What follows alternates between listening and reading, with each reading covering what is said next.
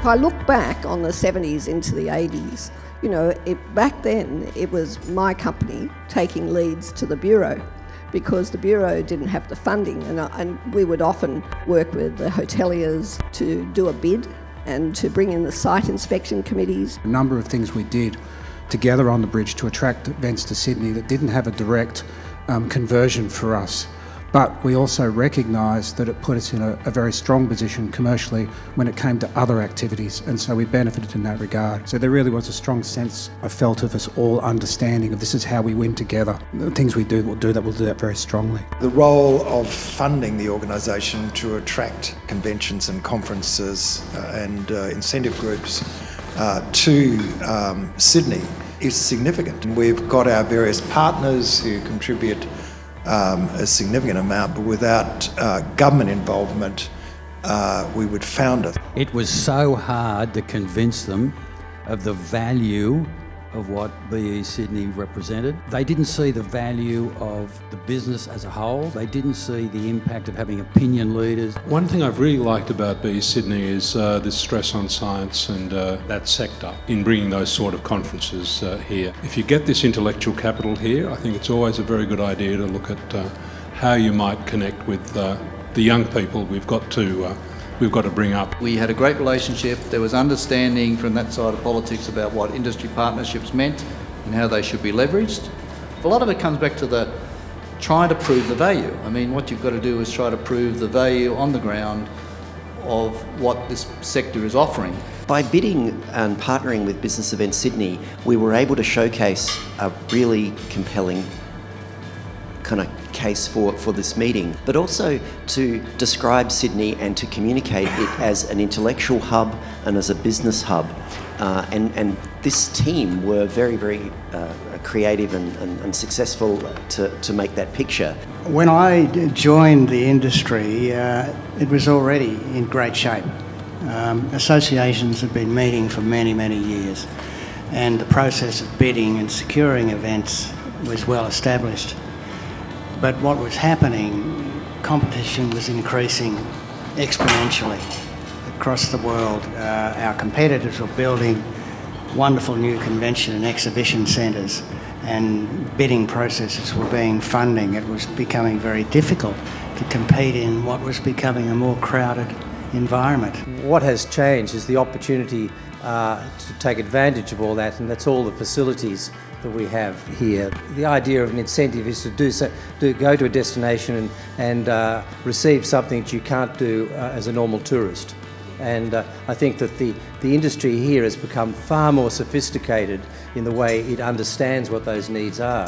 Over the years, what the Bureau has been very good at doing is establishing the intellectual credentials of the city, talking about the business connections that can be made, but also looking at legacy and what if people bring their meeting to Sydney, what's going to be left behind. Initially, the role of the Bureau was basically a housing bureau to put people in hotel rooms because they were so scarce.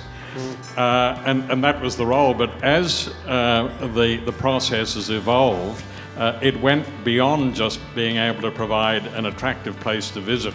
More and more, I think that conference organisers and associations and business organisations particularly are looking at value add. I think so much has happened to make Sydney such a more vital and interesting city.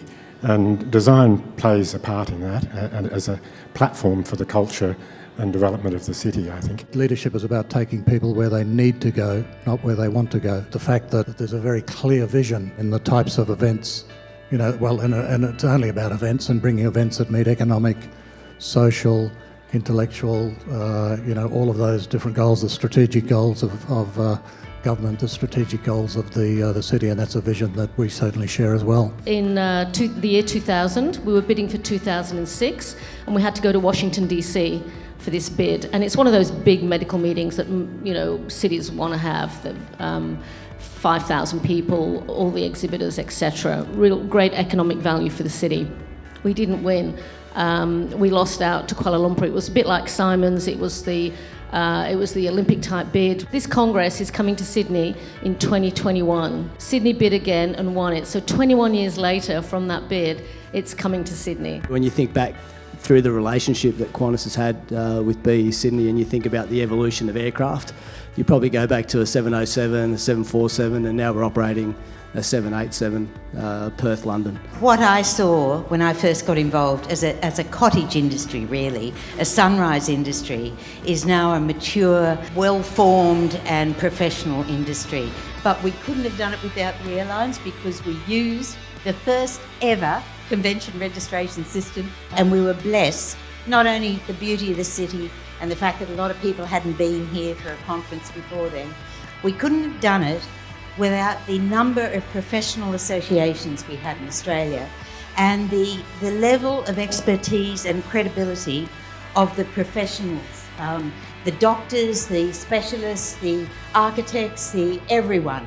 We were blessed by having a very high standard of level of professionalism in those sectors, and that gave us the stepping stone to be able to bid for those events. I think there's no doubt in history that we've relied on the beauty of our harbour and our great city, but the world has changed and it's now about our business and innovation brand. And as we move forward, I'd love to see that integrated, and I'd like to see the private and public sector come together to start showcasing our innovation and our place in the world. People, ideas lead to global collaboration, leads to innovation, leads to trade, inward investment and the like.